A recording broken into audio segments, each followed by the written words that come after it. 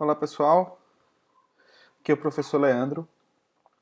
Bem, hoje a gente vai falar um pouco sobre redundância em redes locais, especificamente sobre um protocolo chamado Spanner Tree Protocol. Eu vou resolver aqui uma atividade que eu bolei aqui para a gente falar desse protocolo. Tá? Então, basicamente o Spanner Tree ele vai permitir que caminhos redundantes, né, possam ser utilizados em redes locais, em redes com suítes, mas que ele controle o loop de camada 2, né? O loop de camada 2. Tá? Uma vez que o protocolo Ethernet ele, não possui mecanismo de controle de loop. Então, aqui do lado direito da atividade, eu coloquei algumas observações sobre esse protocolo. Tá? Maiores informações você encontra em livros, em documentação do próprio protocolo. Bem, um switch ele é referenciado como sendo uma bridge, né, nesse protocolo, onde ele pode ter duas funções. Né? Um switch ele pode assumir uma função de switch raiz ou switch não raiz. Okay? O switch raiz vai ser o switch que vai ser usado, né, como referência para os cálculos de custo de caminho. Okay? Então, o Spanner Tree Protocol ele vai usar um algoritmo, né? E esse algoritmo ele vai tomar como base um desses switches, né? Ao qual a gente chama de switch raiz. O outro switch é chamado de os outros, né? Que não vão ser o switch raiz, eles vão ser chamados de switches não raiz, ok? Por rede ou por VLAN, como é o caso aqui do nosso cenário, a gente só pode ter um único switch raiz. Então, por exemplo, se nesse cenário o switch S1 se tornar raiz, né, isso quer dizer que S2 e S3 são switches não raiz. Okay? Nesse caso aqui, nesse nosso cenário, a gente tem aí duas VLANs, a VLAN 10 e a VLAN 20. A gente vai usar uma versão do Spanner Tree que nos vai permitir ter duas instâncias do Spanner Tree separadas, né? Uma instância para a VLAN 10 e uma instância para a VLAN 20, de modo que a gente possa ter switches, um switch que vai ser raiz para a VLAN 10, ok? E um switch diferente que vai ser raiz para a VLAN 20. Okay? Com isso a gente vai alcançar, né, um requisito de balanceamento de carga entre os switches, ok? Então a gente vai ter um switch raiz, que é o switch que faz referência, né, que é referência para a rede, para os cálculos de custo de caminho, e todos os outros a gente chama de switches não raiz. O raiz, na verdade, ele é eleito, ele é selecionado. E como é feita essa eleição, essa seleção do switch?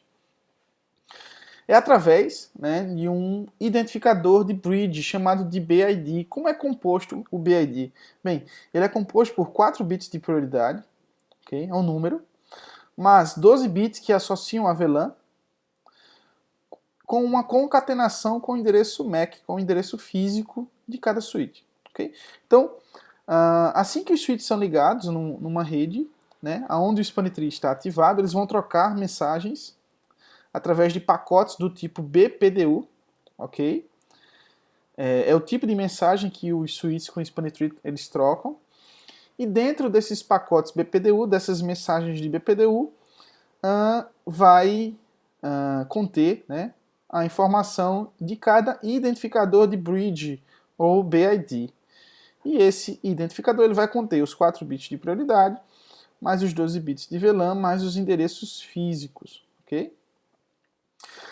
As portas nos switches elas assumem funções. Então, a gente tem uma função chamada de porta raiz, né? É uma função assumida por uma porta. A porta raiz é uma porta que existe em todos os switches não raiz. Okay? É a porta que vai ter o menor custo de caminho até o switch raiz. Os switches que são raiz, eles não possuem porta raiz, porque eles já são raiz. Lembra, a porta raiz é a porta que aponta para o raiz com o menor custo de caminho. As portas designadas, né, são as portas que são permitidas o encaminhamento de tráfego. Ok? Todas as portas do switch raiz são portas designadas. As portas não designadas, né, também chamadas em algumas versões do Spanner Tree de portas alternativas, são as portas que não vão encaminhar tráfego de usuário, olha só, mas encaminham BPDUs, beleza? É justamente na porta não designada que o Spanner Tree elimina o loop de camada 2. Nesse exemplo aqui, a gente não configurou ainda o Spanner Tree, mas ele já está executando, ele já está sendo executado, e a gente observa aqui, visualmente olhando, né, que essa porta aqui, ó, do switch S3, ela se tornou uma porta não designada, ou seja, o Spanner Tree bloqueou intencionalmente essa porta para que o loop fosse desfeito. Caso alguma coisa aconteça nessa topologia, o estado dessa porta, né, a função dessa porta pode mudar a partir dos estados de porta. Então uma porta, para assumir uma função, ela pode passar por vários estados. Ela passa pelo estado de escutando, ou listen, né? Ela pode passar pelo estado de learning, ou aprendendo, ou seja, ela está enviando e está recebendo BPDU, e o algoritmo do Spanner Tree está processando, né, essas mensagens. Tem o estado de forwarding, ou seja, a porta está encaminhando, toda porta no estado, na função de porta raiz e porta designada, elas ficam no estado de forwarding, ou seja, eu estou encaminhando o tráfego, né? Tem o estado aí de blocking, nesse caso, essa porta aqui, ó, F0/1 do switch S3 está no estado de forwarding, ou desculpa, de blocking, né? Ela está bloqueada intencionalmente. E disable é quando a porta está desligada com o comando shutdown. Você desligou a porta, né, intencionalmente, você enquanto administrador. Bem, e os custos, né? O cálculo de custo de caminho é feito a partir dos custos associados a cada porta, a cada enlace. Então, o Spanner Tree ele usa uma tabelinha de conversão para cada tipo de largura de banda. Então, por exemplo, redes que são 10 gigabits, né, eles têm custo de porta 2. Redes que são 1 gigabit, custo de porta 4. Redes 100 megabits, custo de porta 19. Né, e redes 10 megabits, custo de porta 100. Ok? Então, o que é que vai acontecer? O Spanner Tree, né, após as trocas de BPDU, a gente vai ter aí uma eleição de um switch raiz e a seleção dos outros switches, né, que vão ser não raiz. Após isso, a gente vai ter a definição das funções de porta, e essas funções de porta, na verdade, elas vão depender dos custos de caminho. Tá? Então o Spanner Tree ele vai calcular, vai computar os custos de caminho baseado nas velocidades das portas. Ok, pessoal? Então, nesse cenário aqui, a gente tem duas VLANs, como eu tinha comentado, VLAN 10 e VLAN 20, né? E eu vou intencionalmente ajustar essa minha topologia para que o switch S3, que é esse switch do lado direito, ele seja o switch raiz para a VLAN 10, ou seja, todos os outros switches dessa topologia, switch S1 e switch S2, vão ser switches não raiz, e eles vão usar o switch S3 como referência para cálculo de custo de caminho. Para a VLAN 20, vai ser, a gente vai ter a seguinte situação. O switch S2 é que vai ser o raiz. Okay? S2 vai ser o raiz. Para a VLAN 20. Isso quer dizer que o switch S3 e switch S1 para a VLAN 20, eles vão ser switches não raiz. E eles vão tomar a posição do switch S2 como referência para os cálculos de custo de caminho. E o switch S1 ele vai ser um backup do raiz tanto para a VLAN 10 quanto para a VLAN 20. Isso quer dizer que se por algum acaso aqui o switch S3 ele falhar, né, ou ele desligar, ele tiver algum problema, o próximo switch da minha rede, né, que vai assumir o papel de switch raiz para a VLAN 10 vai ser o switch S1, e para a VLAN 20 também vai ser o switch S1. Ele vai ser o backup dos dois switches. Ok, pessoal? Então aqui, ó, eu tenho aqui alguns comandos, né, de configuração. Eu vou comentar rapidamente. Que são os comandos que a gente vai aplicar nos três switches, né, para a gente visualizar, né, essa configuração, essa mudança intencional, né, de topologia do Spanner Tree. Bem, aqui no switch S1 eu tenho inicialmente, né, a criação das duas VLANs no banco de dados de VLANs, né, VLAN 10 e VLAN 20. Depois, ó, eu defini que as portas do meu switch S1, ó, as portas fecha Ethernet 0/1 e fecha Ethernet 0/2, elas vão atuar no modo tronco, porque no modo tronco elas vão permitir passar tráfego de mais de uma VLAN, né? Que é o caso aqui, a gente tem 2 VLANs no nosso cenário. Então essas portas elas não podem ser portas de acesso, elas têm que ser porta-tronco. Após isso, né, eu digitei aqui um comando, span3 VLAN 10 root secondary, ou seja, para a VLAN 10 eu quero que o switch S1 ele seja um raiz secundário ou backup, e para a VLAN 20 também eu quero que ele seja um raiz secundário ou backup. Tá? Vamos ver as configurações do switch S2. Ó. Lembrando que o switch S2 ele é raiz apenas para a VLAN 20. Da mesma forma, eu precisei criar, né, as VLANs 10 e 20. Ó. As portas 1 e 2 ó, do meu switch S2 também devem operar no modo tronco, porque elas vão permitir tráfego de mais de uma VLAN. A porta 3, ó, ela deve estar no modo acesso, né, porque ela vai ter um único computador, e essa porta ela vai estar atrelada à VLAN 10. Ó. No caso aqui é a porta do PC0. Tá? A porta 4 também vai ser porta de acesso, né, e ela vai estar atrelada aqui à VLAN 20, ó, que é a porta que liga aqui o meu PC1. E aqui, ó, por fim, eu digitei um comando span3 VLAN 20 root primary, ou seja, eu quero que esse switch, que é a instância do span3 para VLAN 20, né, nesse switch ela atue, que esse switch ele atue como switch raiz. E o S3, né, de forma análoga ao S2, a gente tem que criar as VLANs 10 e 20, né, definir as portas tronco, ok? As portas 1 e 2. A porta 3, porta de acesso da VLAN 10, que é o caso aqui, ó, PC2. Tá? A porta 4, a porta de acesso para a VLAN 20, que é o PC3. Okay? E esse comando aqui embaixo, span3 VLAN 10 root primary, eu defini que para a VLAN 10, o switch S3 ele vai ser raiz. Antes de eu aplicar esses comandos, vamos dar uma olhada aqui na nossa topologia para visualizar como ela está. Um login S1. Ó. O principal comando de verificação que a gente pode usar quando a gente trabalha com span3 é esse aqui, ó. Show span3. Ó. Show span3 ele vai trazer um monte de informação para a gente. Nesse caso aqui, como eu ainda não criei VLAN, né, eu não configurei nada do span3, ele está mostrando a única instância do span3 que está sendo executada, que é a instância da VLAN 1, que é a VLAN de fábrica, padrão. E ela diz para a gente o seguinte, olha só, para a VLAN 1, atualmente, o meu switch S1, ó, ele é o raiz. This bridge is the root. Ok? Ou seja, esse switch ele é o raiz.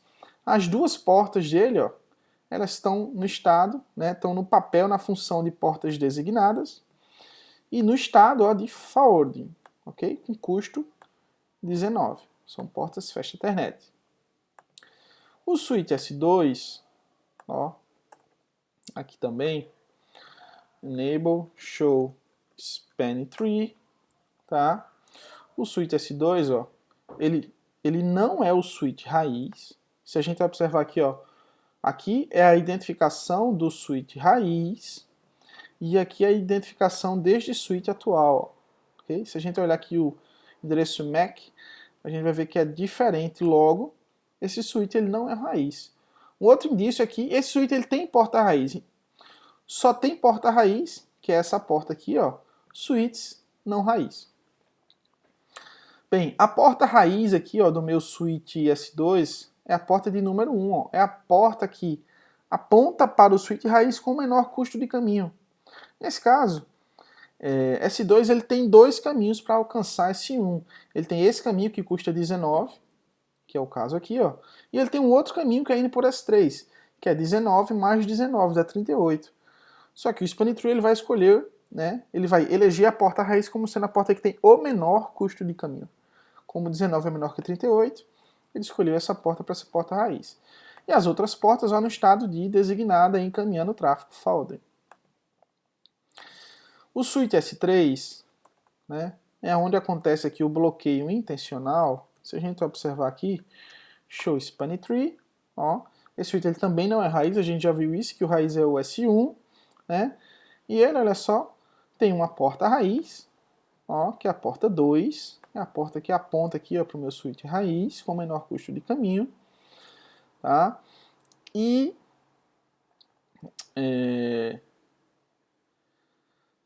a porta 1 aqui, ó, deixa eu dar uma olhada aqui, show, span tree, agora sim, ó, no estado de alternativa, né? Aliás, no papel de porta alternativa ou porta não designada, mas no estado de porta bloqueada, tá? Que é justamente aqui onde foi feito o bloqueio pelo protocolo. A porta 2 é a porta raiz, né? A porta 3 é a porta designada e porta 4 também porta designada. Vamos aplicar agora os comandos para a gente ver aqui como vai ficar a nossa topologia. Então eu vou copiar aqui e vou colar aqui os comandos aqui no switch S1, tá? Vou copiar os comandos aqui para o switch S2, ó. Já está dando inconsistência, né? Porque tem VLAN diferente agora aí no cenário, mas depois que eu copiar todos os comandos, a gente não vai ter nenhuma inconsistência. E aqui, os comandos para o switch S3. Ó. Bem, vou avançar aqui um pouco o tempo no Packet Tracer, para a gente ver agora como ficou a topologia. De cara, a gente observa que não tem mais porta laranja. Aí você pensa, mas Leandro, o Span Tree não deveria intencionalmente bloquear uma porta? Ele fez isso. Só que um LED do switch ele não pode ficar metade laranja e metade verde. Então ele vai ficar verde, tá, pessoal? Porque lembra, agora a gente tem duas instâncias, na verdade a gente tem três instâncias do Span Tree rodando aí. Tem a instância da VLAN 1, tem a instância da VLAN 10 e tem a instância da VLAN 20.